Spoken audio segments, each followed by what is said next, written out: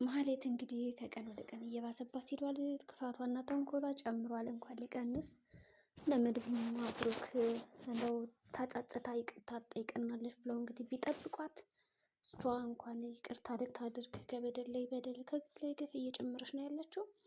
እንግዲህ መድብል እዛ ቤት እንደምንም አድርጎ ተበቅሎ አስወጥቷታል። ግን አሁንም ቢሆን ማለት ነው እንደዛ ተበቅለዋት ራሱ ጥላቻ ነው። በቃ ዝናን ነው የመረጠችው። መበቀል ነው የምትፈልገው። አሁን መድብል ከዝና ላይ እንዲሁም ደግሞ ከካሌብ ሞሲሳ ላይ እንድትፈርም አድርጎ ወደ ክሱ ስትሄድ የምስከራ ቀኑ ላይ እንድትመሰክር ተደርጋ ፈርማለች። በዝናና በካሌብ ሞሲሳ ላይ እንድትመሰክር ነው የተደረገው። ያ ፊርማን በራሷ እጅ የፈረመችው የጋብቻ ወረቀት ነው። ከብሩክ ጋር ልጋባ ነው ብላ ያሰበችበት ከእነሱ ላይ እንደምትፈርድባቸው የሚያሳይ ወረቀት ነው። ግን መድብል ጥሩ ስራ ቢሰራም ሊያቆማት አልቻለም ይችን ማህሌትን። ምክንያቱም አሁንም ቢሆን እንደዚህ እንደተጫወታችሁብኝማ አቀሩም ታያላችሁን ይበቀላችኋለሁ እያለች ነው አሁን የምዝትባቸው። እነሱ ደግሞ እንግዲህ ይህንን መዛት እንደፈለገች በቃ ምንም አታመጭም የራስሽ ጉዳይ ብለው እንደምን መንቀሯ አስወጥተዋታል ከዛ ቤት።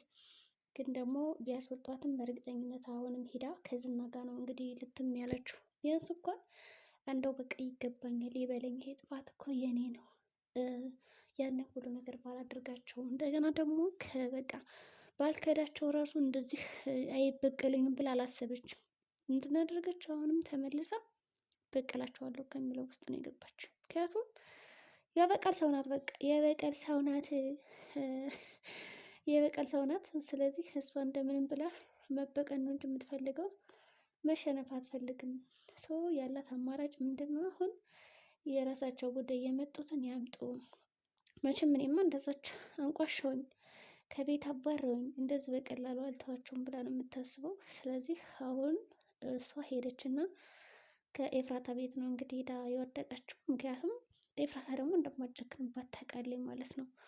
ኤፍራታ እህቷ ስለሆነች ያው ስጋ ስጋ ነው ብላ እንግዲህ ሄደች። እዛ ቤት እንዳትመለሽ ብሎ አስጠንቆ ነግሯት ነበር እንግዲህ ዝና። እሷ ደግሞ ተመልሳ መጣለች። እንደ አጋጣሚ ግን ማለት ነው ከኤፍራታ ቤት ስትመጣ ያገኘችውን መርዞ ነበር። መርዞ ተኝቶ ከዛ እሱ ደግሞ ኤፍራታ ናት ብሎ የኔ ጥቁር አዝሙድ ይላታል። እንግዲህ ከዛ እንግዲህ ደንግጦ ነው የተነሳው ማለት ትችላላችሁ። በጣም ነው የደነገጠው። ምክንያቱም አልጠበቅም። እሷ እዛ ምን ያመጣታል ምን ያስተኛታል ብሎ ነው ያሰበው እንግዲህ። ከዛ እንደምንም ብሎ ግን ከዚህ ምን ትሰሪያለሽ ምናምን ተጫጫዋል ወላ ማለት ነው። ሁለቶቹ ሲታዩ እንዴት እንደደነገጡ። ያቺ ማህሌትም ከስሯ መርዞን ስታይ እሱም ማህሌትን ሲያይ በጣም ነው የደነገጡት። ያው እንግዲህ ኤፍራታ ቤቱን አድራ ሰጥታ ለመርዞ ወደ ስራ ወጥታለች። ከዛ ወጣልኝ ብላ ነው እንግዲህ የተናዳ ንዴቷን የነ ብሩክን ንዴት ከመርዞ ላይ አርከፍክፋበት ሄደችው። መርዞም እንግዲህ ምን አማራጭ አለኝ መቻል አለብኝ ብሎ እንግዲህ የመጣውን ነገር ተቀብሎ እሺ ብሎ ሄዷል ማለት ነው። ሆኖም እንግዲህ ከዳጣ ጋር ሲያወሩም ነበረ። ዳጣ እንግዲህ ታዲያ ምን አዲስ ነገር አለ ከኤፍራታ ጋር ብላ ስጠይቅ ምንም የለም በቃ ህይወታችን እየኖርን ነው ሀብለን ጀምረናል ይላታል። እሷም እንግዲህ ተገርማ በጉዳዩ እንዴት ትለዋለች። እባክሽ ያቺ ማህሌት እኮ እስር ቤት ታገኘኋት ይላል።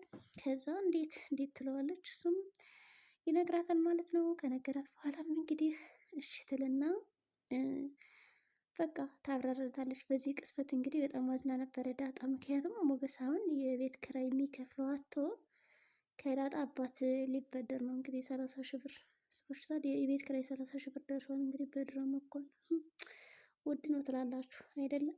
ዳጣም አታስሙቂ፣ አንተ እኮ በነበረህ ጊዜ ለእኔ እንደዛ አልነበርክም። ስለዚህ ልክልሃለሁ አባቴን ጠይቄ ትለዋለች ማለት ነው። እና ደግሞ እንደሚከፍላት ብራቸው ምናምን ገንዘባቸው ከተመለሰ በኋላ እንደሚከፍል ቃል ገብቷል። ግን ደግሞ ዳጣ አዝናለች። ምክንያቱም እንግዲህ አሁን ላይ ተቸግሮ ነው ያለው። ሀብቱ ንብረቱ ተይዞ ሀብት እያለው ግን ደግሞ መቸገር ከባድ ነው።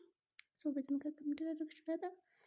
ስታገኝም አትኮፈስ፣ ስታጣም አይክፋህ፣ አይዞ በሚለው ጥሩ ምክር መክረዋለች። እና እንግዲህ ማህሌትም ጠብሻለሁ ያለችው ለካ አንተን ነበር በማለት አመነጫጭቃ መርዞን ከዛ ቤት አባረዋለች። እንግዲህ መርዞም እንደምን ብሎ ለቆላታል ቤቱን የራስሽ ጉዳይ ይመች ብሎ። ከዛ ግን ኤፍራታ ስትመጣ ደግሞ እንደምትል እስኪ እናያለን። በእርግጥ ይህች ኤፍራታ ራሱ እየተጠቀመችበት ነው እንጂ መርዞ መቼም ፈልገው አይደለም። በእርግጠኝነት መርዞ ደላለው ህፃን ነው። አንደኛ ለትዳር ራሱ የሚሆናት አይመስለኝም። እንግዲህ ምን ይመስላችኋል ጋይስ? ለትዳር ይመጥናታል የጥቁር አዝሙድ እያለ እንግዲህ ያው ልቧን ቅልጥ አድርጋ፣ ግን እሱ ደግሞ እንደ አዝሙድ ሆኖ እንዳይቀር እንጂ በተቃራኒው እሱ ሰው እና ቅድስት እንግዲህ ሰርጋቸው እየደረሰ ነው። አዎ ከምሳሌ ጋርም እያወራች ነው። እናቴ የለችም በሚለው እየተጸጸተች ነው። እንግዲህ ቅድስት ደግሞ እኔ ምን አብድዬብሽ ነው?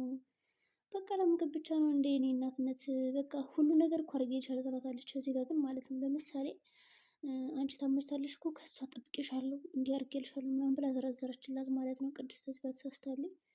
ምክንያቱም እንድትጸጸት እያደረገቻት ነው። ምሳሌ ነፃናት እኮ በዚህ አእምሮ ሁሉ አድርጌልሻለሁ ሰው ለምንድን እንደ እናት የማታይኝ ይባላል አይባልም። ምሳሌም በቃ አታካብጆሽ አለችና ቅድስት እናቴ ብላ ስትጠራት ያባበለችው ማለት ነው። እንግዲህ መድብልም ማህሌት እኮ ተጠጥታ አያታለሁ ብዬ ነበረ፣ ግን በቃ አልሆነልኝም፣ ምን ባረጋት ይሻለኛል እያለ ነው እንግዲህ። ምን ያርጋት ምንም በቃኝ አትልም እኮ 100 ሺህ ብር ወሰደች እና የሙዚቃውን አሁንም አይጠቅማት።